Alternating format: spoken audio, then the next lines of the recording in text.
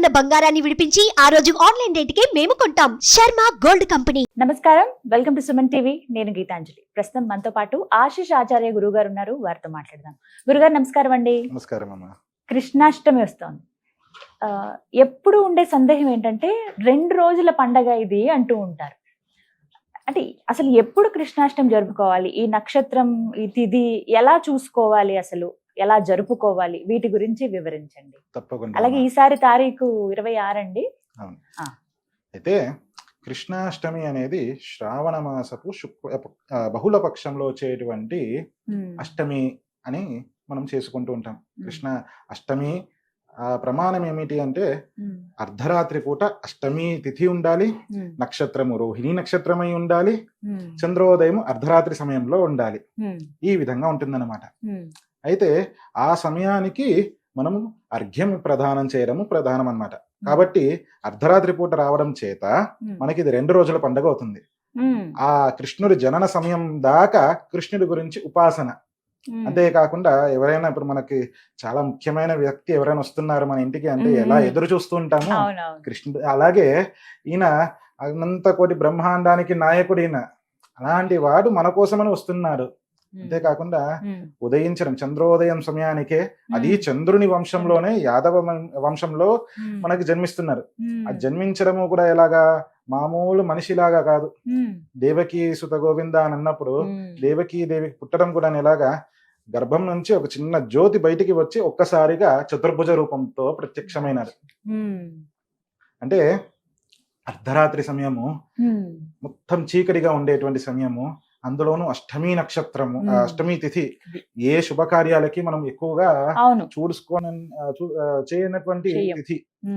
అందులో రోహిణీ నక్షత్రము రోహిణీదేవి యొక్క ప్రార్థన చేత ఆ కృష్ణుడు ఆ రోహిణీ నక్షత్రంలోనే జన్మించారు. ఇటువంటి సమయంలో స్వామి మన కోసం వస్తున్నారంటే అని ఋషులందరూ ఆ సమయం దాకా ఎదురు చూసేటప్పుడు మనకి తిండి ఆహారం మీద మనకి ధ్యాస ఉండదు. ఎవరికైనా కానీ, ఎవరైనా మీ ఇంటికి ఎవరైనా ఇప్పుడు మహానుభావులు ఎవరైనా వస్తున్నారు లేదా ఇంకెవరైనా వస్తున్నారంటే మీకు తిండి గురించి ఉంటుందా? వంట చేసుకోగలరా? అన్ని అయిపోయిన తర్వాత వాళ్ళు వచ్చిన తర్వాత వాళ్ళని చూసేటప్పటికి మనకు కడుపు నిండిపోతుంది. అదే విధంగానే ఋషులందరూ కూడాను కృష్ణుడు వచ్చేదాకా ఆ అష్టమి తిథి అర్ధరాత్రి వచ్చేంత దాకా ఎదురు చూసి కృష్ణుడు జన్మించాడు అని తెలుసుకున్న వెంటనే అందరూ కలిసి యమునలో వెళ్ళి, యమున ఇలాగే ఏ నదీ తీరాలలో ఉన్నప్పుడు ఆ నదీ తీరాలకు వెళ్ళి లేదా ఇంటిలోనే బావి దగ్గరికి వెళ్ళి వారు జలం తీసుకొని కృష్ణ నీకు అర్ఘ్య ప్రదానం చేస్తున్నామని అర్ఘ్యం ఇచ్చారనమాట. అర్ఘ్యం ఇచ్చిన తర్వాత మరుసటి రోజు ఉత్సవం చేసుకున్నారు. సాధారణంగా మనం అందరం ఉత్సవం చేసుకుంటాం. అర్ఘ్య ప్రదానం గురించి చాలా తక్కువ మందికి తెలుసు. అవునండి, అర్ఘ్యం చాలా తక్కువ మందికి తెలుసు. అయితే ఈ కృష్ణాష్టమికి అర్ఘ్య ప్రదానం చాలా ఇంపార్టెంట్. అవునా? ఇప్పుడు 2 రోజులు కదండి, ఏదైనా 2 రోజులు జరుపుకోవాలా? ఎప్పుడు కృష్ణాష్టమి వచ్చింది? ఇప్పుడు కృష్ణాష్టమి 2 రోజుల పండుగనే. అయితే మొదటి రోజు వచ్చేసి ఉపాసన, సాధన చేయాలి. కృష్ణుడు వస్తున్నారు అని ఎదురు చూస్తూ కృష్ణుడి రాక కోసం ఇప్పుడు మనం వేసేటువంటి కృష్ణుడు వస్తున్నారని కృష్ణుడి బుడిబుడి అడుగులు వేస్తాం. అవునా? అడుగులు వేస్తాం అంటే ఆ కృష్ణుడు వస్తున్నారు అనే ఒక నిదర్శన భావనతోటి. అలాగే ఇంకోటి ఏంటి, పొద్దున్న నుంచి ఉపవాసం ఉండాలి అనే నియమం ఉంది. ఒక కృష్ణాష్టమి ఉపవాసం చేస్తే 100 ఏకాదశులు చేసినటువంటి ఫలము ఒక కృష్ణాష్టమికే వస్తుంది. అంటే నాకు పుణ్యం రావాలని చేయడం ద్వారా వచ్చేటువంటిది ఏమీ లేదు. కానీ ఆ భావన లేకుండా, పుణ్యం కోసమని ఎదురు చూస్తూ చేయకుండా, కృష్ణ నీకోసం నువ్వు ఎప్పుడు వస్తావయ్యా, నీ రాక కోసం ఎదురు చూస్తున్నా అనేటువంటి భావనతో ఆ ఎదురు చూస్తూ కృష్ణుడికి ప్రీతిగా మనం చేసేటువంటి అర్చనలు గాని, అభిషేకాలు గాని, ముందు రోజు మాత్రం అంతా ఉపాసన ఉంటుంది. ఉపవాసం అంటే ఈ విధంగా అడుగులు వేసి స్వామికి ఇష్టమైనటువంటి ఆ నైవేద్యాలు కూడాను మనం ఉపవాసంతో చేయాలి అనేటువంటి ఉపవాసంతోనే. అసలు స్వామికి ఇష్టమైనది ఏంటండి? ఏం నైవేద్యంగా పెట్టాలి ఆ రోజున? కృష్ణాష్టమికి మనస్ఫూర్తిగా మనము కాసంత అటుకులు బెల్లం ఇచ్చినా గాని చాలా సంతృప్తిగా స్వీకరిస్తాను. అందరికీ తెలిసిన విషయమే సుధామ ఉపాఖ్యానం. కుచేలోపాఖ్యానంలో మనకి స్వామి చూపించినటువంటి విషయం. అక్కడి నుంచి ఆ అటుకులు కృష్ణుడికి చాలా ప్రీతి అనేది బయటకు అర్థమైంది. అయితే అప్పటిదాకా కూడాను కృష్ణుడికి పాలు, పెరుగు, మీగడ, వెన్న, అందులోనూ ప్రత్యేకంగా వెన్న. వెన్న. సో ముందు రోజంతా ఈ విధంగా ఈ చేయాలండి. విధంగా ఇది రాత్రి కదా ఆయన రాత్రి ఆవిర్భావం అంతా కూడా ఆవిర్భావం. జరిగింది. ఆ సమయంలో అసలు ఏం చేయాలి? ఆ సమయం దాకా మనము చేసేటువంటి అర్చన గాని, లేదా ఇంటిలో ఆడవారు మనకు మా ఇంటి కొడుకు ఎవరైనా విదేశాల నుంచి వస్తున్నారు అంటే ఉండిపోయి మన కోసం వస్తున్నారని తెలుసుకున్న తర్వాత తల్లి ఏ విధంగా ఉంటుంది? నిద్ర కూడా పట్టదు. నిద్ర పట్టదు, ఆకలి వెయ్యదు. నా కొడుకు వస్తున్నాడు, నా కొడుక్కి నేను అన్ని పిండి వంటలు చేయాలి, అన్ని రకాలుగా లడ్డూలు, ఇంకేదైనా మురుకులు, చక్కిలాలు అన్ని చేయాలి, వారికి వచ్చిన వెంటనే అన్ని తినిపియాలి అనేటువంటి ఆశ ఏ విధంగా ఉంటుందో ఆ మాతృభావనతో మనం ఉండాలి. ఉండి రాత్రి దాకా మనం మగవారు అర్చన చేయడము, పూజా కైంకర్యాదులు చేయడము, ఇంటిలో గోవు ఉంటే ఆ గోవుని అలంకరించడము, సేవ చేయడము, గోశాలను లేదా ఏదైనా గోశాలకు వెళ్ళి గోసేవ చేయడము. ఇప్పుడు ఇదంతా ఎప్పుడు చేయమంటారు? ఆగస్టు 26 ఈ విధంగా చేసి 27వ తారీఖున మనం చేసేటువంటి ఉట్టి కొట్టడాలు, కృష్ణ వేషధారణలో మనం చేసేటువంటి ఉత్సవాలు, అంటే కృష్ణుడు జన్మించిన తర్వాత కదా ఉత్సవం చేయాల్సింది. ముందు రోజు అంతా మన ఇంట్లో ఉపాసన చేసుకుని తర్వాత రోజు ఆలయానికి వెళితే ఆ రోజు కూడా ఆలయానికి వెళ్ళొచ్చు. ఆ రోజు కూడా, ఎందుకంటే ఆలయాలలో కూడా ఆ రోజు ఉపాసన చేస్తారు, అనేక రకాలుగా అర్చనలు చేస్తారు. ఈ విధంగా ఈసారి మా కృష్ణ మఠంలో నేను ఏ కృష్ణుడి ఆలయంలో నేను అర్చకుడిగా అర్చన చేస్తున్నానో, మా ఆలయానికి ఉడిపి పలిమారు మఠం స్వామి వారు వేంచేసి ఆ రోజున అఖండంగా తులసి అర్చన, ప్రాతకాలం నుంచి రాత్రి కృష్ణుడు పుట్టేంత సమయం దాకా, రాత్రి వరకు కృష్ణుడికి అఖండంగా తులసి అర్చన. ఇది వచ్చేసి ఈస్ట్ మారేడుపల్లి దగ్గర మహేంద్ర హిల్స్ అనేటువంటి మనకి సికింద్రాబాద్ కి దగ్గరనే. అక్కడ ఆలయంలో చాలా వైభవంగా ఆగస్టు 26, 27 27వ తేదీన వచ్చేసి పొద్దున్న సాధారణంగా ప్రతి పంచామృత అభిషేకాలు నడుస్తుంది.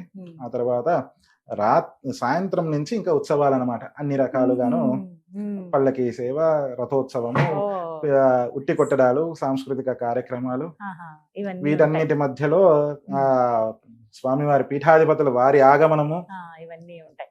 అసలు కృష్ణాష్టమి రోజున ప్రత్యేకంగా ఈ ఒక్క పని చేస్తే చాలు ఆ కృష్ణుడి అనుగ్రహం ఖచ్చితంగా ఉంటుంది అనేటువంటిది ఏదన్నా ఉందా?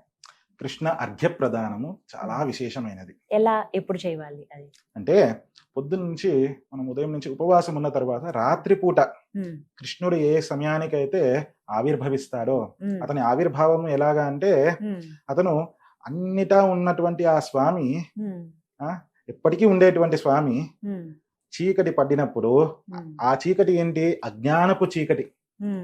అజ్ఞానపు చీకటి పడినప్పుడు జ్ఞానం చెప్పడానికని ఉదయించినటువంటి చంద్రుడు. ఎందుకు చంద్రుడితోనే ఎందుకు పోలుస్తున్నామండి అని అంటే, ఒకట చంద్రుడి వంశంలో పుట్టారు, ఇంకోటి ఉదయించే సమయంలో, చంద్రోదయము అని అంటే సూర్యోదయం లాగా ఉదయించడం కాదు. చంద్రుడు పగటి పూట కూడా ఉంటారు, కానీ వెలుగు ఉండడం చేత కనిపించరు, రాత్రి పూట స్పష్టంగా కనిపిస్తారు. అదే విధంగా అజ్ఞానంతో ఉన్నటువంటి సమయంలో ఈయన జ్ఞానజ్యోతిగా వచ్చారు. వచ్చిన వాడు కూడాను అందరికీ, ఇప్పుడు సాధారణమైనటువంటి వెలుగు ఏదైనా దీపపు వెలుగు కానీ ఏదైనా ఉంటే దాని దగ్గరికి వెళ్ళాలంటే మనకి చేయి కాలుతుంది అనేటువంటి భయం. కానీ కృష్ణుడి కాంతి అలాంటిది కాదు, చంద్రుడి కాంతి లాంటిది. చంద్రుడి యొక్క వెన్నెల కాంతి ఎలాగ చల్లగా ఉంటుంది కదా, అలాగనే అతను చేసినటువంటి తన జన్మలో ఆ కృష్ణావతారంలో ఎక్కడా కూడాను ఎక్కువ శాస్త్రం గురించి కానీ ఏది చేయకుండా అతను చిన్న చిన్న లీలల ద్వారా గోపికా స్త్రీలతో ఆడుకోవడాలు గాని, రాక్షసులను సంహరించడం గాని, అన్ని చిన్న చిన్న కార్యక్రమాలు అన్ని చేసినప్పుడు అందులో ఆ ప్రేమని చూపించారు, ప్రేమ ద్వారా జ్ఞానాన్ని ఇచ్చారు.